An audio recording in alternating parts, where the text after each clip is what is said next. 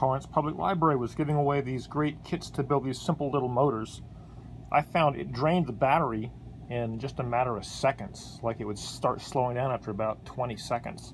So a couple of mods I did, I glued a little piece of tube on the top. That keeps the wire centered on there. You could use a soda straw and some hot melt glue. But the most important thing, I moved the contacts apart so that they're not both touching at the same time. And basically now what it does is it's connected sort of erratically. It sort of like slows down and speeds up. All you really want to see is some motion kind of one way or the other.